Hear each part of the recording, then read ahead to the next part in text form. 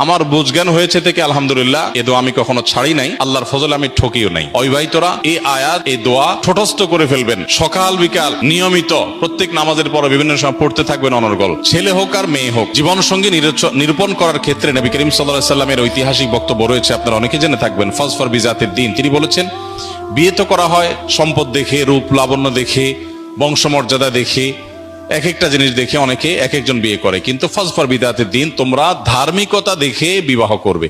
এখন ধার্মিকতার ডেফিনিশন কি, এটা আরেকটা জটিল বিষয়। কারণ আমরা দেখি আজকাল অনেকেই আছেন যে দাড়ি আছে, টুপি আছে, মাশাআল্লাহ পাঞ্জাবি আছে, আবার মাদ্রাসা ব্যাকগ্রাউন্ডের, ধার্মিক মনে করে কোনো মেয়ে তার সাথে বিবাহ বন্ধনে আবদ্ধ হয়েছেন, সাংসারিক জীবন দেখা গেল মাশাআল্লাহ, না দুঃখিত, তিনি বিয়ে করেছেন মাশাআল্লাহ দেখে, সাংসারিক জীবনে সেদিন নাউজুবিল্লাহ পাওয়া লাগতেছে। আবার এর উল্টোটাও হয়, বোরকা পরেন, হাত মোজা পা মোজা মেনটেন করেন মাশাআল্লাহ, ইসলামিক ব্যাকগ্রাউন্ড সবই ঠিক আছে, কিন্তু বিয়ের পরে ওনারও নাউজুবিল্লাহ বা আস্তাগফিরুল্লাহ পড়া লাগতেছে। এর কারণ হলো ধার্মিকতা আমরা বেশিরভাগ ক্ষেত্রে পোশাকে খুঁজি। ধার্মিকতা আমরা যতটা পোশাকে খুঁজি, আসলে পোশাকে এতটা ধার্মিকতা নাই। তাহলে ধার্মিকতা কিসে?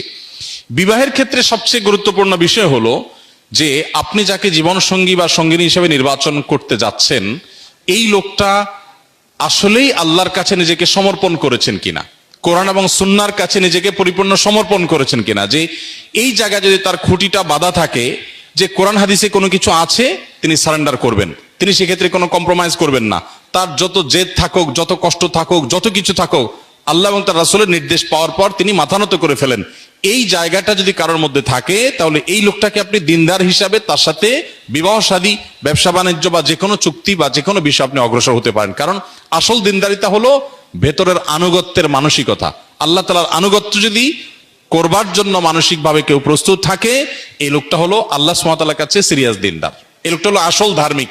লেবাস এবং পোশাক দিয়ে সবসময় ধার্মিকতা নিরূপণ করা বা ধার্মিকতা নির্ণয় করা, এটা সঠিক নয়। এখন প্রশ্ন হলো যে এই আল্লাহর প্রতি আনুগত্য আছে কিনা কিভাবে বুঝবো? তো এটার জন্য প্রথমত দীর্ঘদিন পর্যন্ত তাকে ফলো আপ করতে হয়, তার আচার আচরণ, কাজকর্ম এগুলো দেখতে হয়। অথবা যারা তাকে পার্সোনালি চিনে, এরকম মানুষগুলোর মধ্যে যারা আস্থা রাখার মতো, তাদের রেকমেন্ডেশনকে আমলে নিতে হয়। আর সবচেয়ে বড় কথা হলো যে জীবনসঙ্গী নির্বাচনের ক্ষেত্রে আসলে নিজেদের বুদ্ধি দিয়ে, বিবেক দিয়ে সবসময় উপযুক্ত মানুষ খুঁজে পাওয়া সম্ভবপর হয় না। এই জন্যই সূরা ফুরকান আয়াত নম্বর ৭৪, রব্বানা হাব লানা মিন আজওয়াজিনা ওয়া যুররিয়াতিনা কুররাতা আয়ুন ওয়াজআলনা লিল মুত্তাকিনা ইমামা। অবিবাহিতরা এই